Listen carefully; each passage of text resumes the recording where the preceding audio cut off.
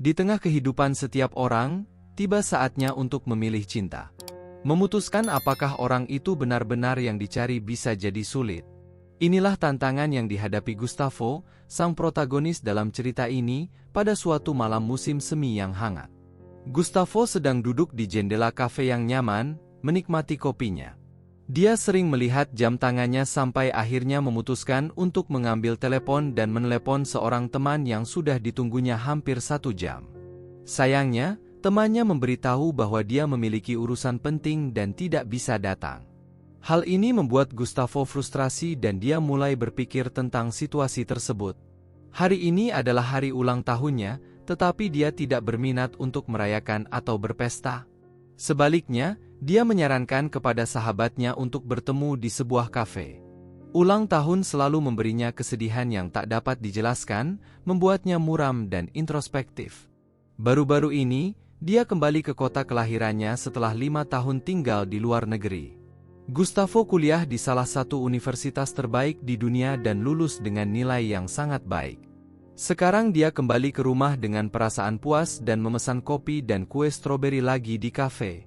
Sambil menunggu, Gustavo membuka buku kerjanya dan mencoba berkonsentrasi pada tugas-tugasnya. Sebagai direktur perusahaan konstruksi yang didirikan oleh kakeknya, dia dengan cepat meninjau catatan di buku catatannya dan menyoroti apa yang perlu dilakukan. Setelah menyimpan buku catatan itu di dalam tas, pelayan membawa pesanannya, tetapi Gustavo tidak nafsu makan. Jadi, dia mengucapkan terima kasih dan meminta tagihan. Total tagihannya adalah $20 dan dia meninggalkan uang $100. Ketika dia hendak pergi, dia mendengar suara dan berbalik. Dia melihat pelayan berlari ke arahnya dengan terengah-engah. Pemuda itu memeriksa uang yang diberikan dan menggelengkan kepalanya. Dia mengatakan bahwa itu untuk tip dan tidak perlu kembalian. Melihat ekspresi terkejut gadis itu, dia menjelaskan bahwa hari ini adalah ulang tahunnya dan cara terbaik untuk merayakannya adalah melakukan sesuatu yang positif untuk seseorang. Gadis itu tersenyum dan mengucapkan selamat kepadanya. Dia mengungkapkan namanya, Victoria, dan berharap agar Gustavo kembali lagi. Berbaring di tempat tidurnya di rumah, Gustavo berpikir dalam-dalam tentang pertemuannya dengan Victoria. Dia sangat berbeda dari semua gadis yang pernah dikenalnya, dan keunikannya itulah yang membuatnya terpesona. Meskipun kaya, Gustavo adalah orang yang kesepian dan tidak terlalu beruntung dalam hubungannya dengan wanita sebelumnya, yang biasanya hanya mementingkan uang atau hal-hal yang dangkal. Pertemuannya dengan Victoria memberinya perasaan yang sama sekali berbeda. Dia mencium aroma kenyamanan dan kehangatan rumah darinya. Dengan pikiran-pikiran ini, Gustavo tertidur. Keesokan paginya, dia pergi bekerja seperti biasa. Ketika sampai di kantor, dia bertemu dengan sekretarisnya, Chiara. Dia adalah seorang model muda yang cantik. Gadis itu mengenal Gustavo sejak sekolah karena dia adalah putri dari teman-teman orang tuanya. Baru-baru ini, dia telah dipekerjakan sebagai pekerja magang dan Gustavo menjadi atasannya. Namun, Gustavo percaya bahwa orang tuanya akan senang jika dia dan gadis itu menikah. Dia adalah pria yang sopan dan biasanya mengikuti nasihat orang tuanya. Dia telah memperhatikan ekspresi penuh arti dari gadis itu beberapa waktu lalu, tetapi dia tidak merasa tertekan untuk menjawab. Ketika dia bertanya bagaimana ulang tahunnya dan menawarkan untuk menghabiskan akhir pekan bersama, Gustavo mengalah tanpa antusias. Kemudian, dia menyalakan komputernya untuk mulai bekerja, menghindari pikiran tentang wanita. Ketika akhir pekan tiba, dia memenuhi janjinya dan pergi bersama Chiara. Mereka pergi makan malam, mengunjungi teater, dan berjalan-jalan di kota yang sedang mekar di musim semi. Chiara berbicara tanpa henti dan sering tertawa, mencoba menunjukkan perasaannya kepada Gustavo. Malam tiba dan saatnya untuk berpisah. Chiara memeluk Gustavo dan mencoba menciumnya, tetapi dia mundur, menjelaskan bahwa dia lelah setelah seharian bekerja. Dia mengantar Chiara sampai ke rumahnya dan kemudian pergi ke kafe tempat Victoria bekerja. Ketika mendengar suaranya, Victoria langsung keluar. Gustavo terkesan dan saat memesan, dia bertanya tentang rencananya untuk hari Minggu, yang merupakan hari liburnya. Victoria menjawab bahwa dia akan benar-benar bebas. Dia mengundang gadis itu untuk berjalan-jalan bersama dan setelah dia menerimanya, dia mencatat nomor teleponnya. Keesokan harinya, dia menelepon di pagi hari untuk membuat janji bertemu di dekat pintu masuk taman hiburan. Dia mempersiapkan diri dengan hati-hati untuk pertemuan itu seperti anak sekolah dan sangat menantikan malam itu. Malam harinya, Gustavo dan Victoria berjalan-jalan di roller coaster dan menikmati es krim. Kemudian, mereka mengunjungi sebuah kafe kecil.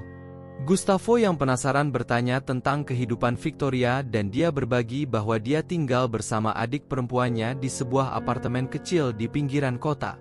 Sayangnya, ibunya meninggal 3 tahun lalu. Beberapa tahun sebelumnya, penyakit kanker merenggut nyawa ayah Victoria dan ayah dari adik perempuan Victoria bahkan tidak mengenalnya karena ibunya tidak pernah mengungkapkan hasil hubungan satu malam. Selama 3 tahun terakhir, Victoria bertanggung jawab membesarkan adik perempuannya, Emily, yang saat itu baru berusia 7 tahun. Gustavo yang mendengar ceritanya, merasa simpati dan mengangguk. Begitulah cara mereka menghabiskan malam pertama bersama. Sejak saat itu, hatinya terbagi karena sebagian dari dirinya ingin bersama Kiara, seperti yang diinginkan orang tuanya, dan sebagian lagi ingin bersama Victoria. Suatu hari, Gustavo muda memanggil Victoria, tetapi ketika mendengar suaranya yang sedih, dia menyadari bahwa adiknya, Emily, sedang sakit. Dia batuk-batuk dan demam tinggi. Dengan khawatir, Gustavo segera membawa mereka berdua ke dokter dan membeli semua obat yang diperlukan untuk mengobati gadis itu. Di malam hari, sementara Victoria menyiapkan makan malam, Gustavo duduk di samping tempat tidur Emily, mengagumi kemiripan gadis itu dengan saudara perempuannya. Dia mengusap dahi gadis kecil itu yang panas, menghiburnya dan berbisik bahwa semuanya akan baik-baik saja. Setelah kejadian itu, hubungan Gustavo dengan Victoria semakin kuat. Dia mengunjunginya secara teratur, membawakan mereka belanjaan. Victoria menganggapnya sebagai pahlawan. Di sisi lain, di tempat kerja, dia harus berkomunikasi dengan Kiara. Suatu hari, gadis itu memutuskan untuk mengakhiri semuanya dan bertanya kapan mereka berencana untuk menikah. Gustavo terdiam dan gadis itu terus menjelaskan bahwa kakeknya sendiri telah menawarkan pernikahan. Gustavo menatap dengan heran dan mengangguk dengan tegas sebelum meninggalkan kantornya. Gustavo mengambil inisiatif untuk bertemu dengan kakeknya hari itu. Dia memasuki kantornya, duduk di kursi kulit hitam, dan dengan cepat mengungkapkan kekesalannya atas keinginan kakeknya untuk mengatur pernikahan untuknya tanpa persetujuannya. Kakeknya terkejut dengan kata-kata cucunya, tetapi ketika Gustavo menceritakan tentang percakapannya dengan Kiara, dia bereaksi dengan tawa lembut. Namun, Gustavo tidak gentar dan menyatakan bahwa dia telah mengambil keputusan. Dia jatuh cinta dengan wanita lain, seorang pelayan sederhana, dan akan menikahinya. Situasinya tegang karena dia telah memberitahu orang tua Gustavo tentang pernikahan putranya dengan Kiara. Kantor itu sunyi ketika kakeknya mengajukan sebuah rencana. Biar aku pecat kamu bercanda. Katakan kepada semua orang bahwa kamu tidak bekerja di sini lagi, bahwa kamu telah dicabut hak warisnya. Tinggallah di rumah tanpa pekerjaan dan kita akan lihat apakah Kiara masih membutuhkanmu tanpa uang dan pekerjaan. Jika dia tidak meninggalkanmu, berarti dia benar-benar mencintaimu. Jadi, kamu akan lihat siapa yang benar-benar peduli. Gustavo menyukai idenya, tetapi dia yakin bahwa Kiara akan meninggalkannya tanpa uang karena dia suka hidup mewah dan hanya ingin menikah dengannya saat dia kaya. Gadis itu menatap jauh dengan sedih dan bertanya dengan lembut siapa calon pengantinnya. Gustavo menyerahkan sejumlah uang agar dia tidak ragu.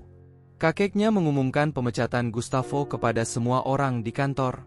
Saat keluar, dia membiarkan pintu terbuka dan mengulangi teriakannya agar tidak ada keraguan. Gustavo yang tampak terguncang berjalan dengan sedih menuju lift sementara orang-orang melihatnya. Ketika Kiara mengetahui bahwa kakek Gustavo telah mencabut warisannya, dia berbalik dan menyatakan bahwa dia tidak ingin melanjutkan hubungan dengannya. Gustavo menghabiskan malam yang tak terlupakan bersama Victoria dan Emily. Mereka pergi ke bioskop dan kemudian pulang bersama ke kediamannya. Gustavo terus tersenyum saat melihat Victoria yang menyadari ada sesuatu yang aneh dan bertanya apa yang terjadi. Gustavo menatap dengan ekspresi intens dan mengumumkan bahwa dia akan menikah. Emily berbisik agar membeli es krim. Dia memegang tangan gadis itu, menatap matanya, dan mengatakan kepadanya bahwa dialah calon pengantinnya. Gustavo melihat air mata mengalir di wajah kekasihnya dan dengan lembut menyeka air mata itu. Saat itu, Emily kembali dengan memegang 3 es krim di tangannya. Gadis kecil itu bertanya dengan polos mengapa mereka berpelukan dan semua orang tertawa bahagia. Gadis kecil itu kagum dengan tempat itu dan saat membersihkan, dia menemukan kotak kaca dengan cincin di dalamnya. Dengan senyum di wajahnya, dia menutup meja tulis ketika Gustavo sampai di rumah dan menyadari bahwa Victoria telah menemukan cincin itu. Dia bercanda bahwa dia seharusnya mengunci meja tulis untuk menyembunyikan rahasianya. Kemudian, dia menambahkan bahwa dia mencintainya dan ingin menikah bulan depan. Victoria setuju dan persiapan pun dimulai. Begitu banyak orang yang datang ke pernikahan itu sehingga Gustavo khawatir restoran itu tidak cukup besar untuk menampung semua orang. Untungnya, ada cukup ruang. Menari dengan istri mudanya, dikelilingi oleh teman-teman dan kerabat orang tuanya, dia segera melupakan semua kekhawatirannya.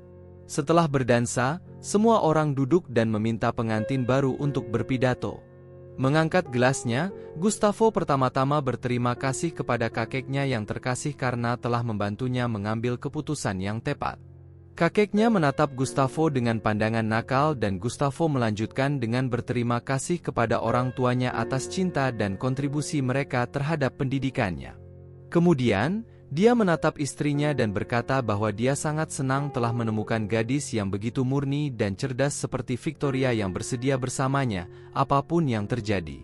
Gustavo duduk dan mencium Victoria dan semua orang bertepuk tangan. Sekarang Gustavo benar-benar bahagia. Sebuah refleksi yang mungkin dari cerita ini adalah bahwa terkadang cinta orang-orang terkait dengan situasi keuangan dan bahwa kekayaan adalah faktor penentu dalam memilih pasangan.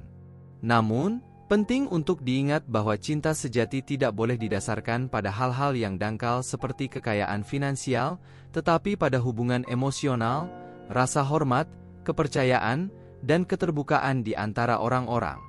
Meninggalkan seseorang karena perubahan situasi keuangan dapat menunjukkan bahwa cinta itu tidak cukup kuat dan bahwa dasar hubungan itu rapuh. Oleh karena itu, penting untuk mencari cinta sejati dan langgeng yang dapat bertahan dalam suka duka kehidupan dan berada di luar keadaan finansial. Jika Anda menyukai cerita ini, tinggalkan pendapat Anda di komentar dan tentu saja, beri like dan berlangganan. Aktifkan lonceng notifikasi agar tidak ketinggalan video. Pelukan hangat dan sampai jumpa.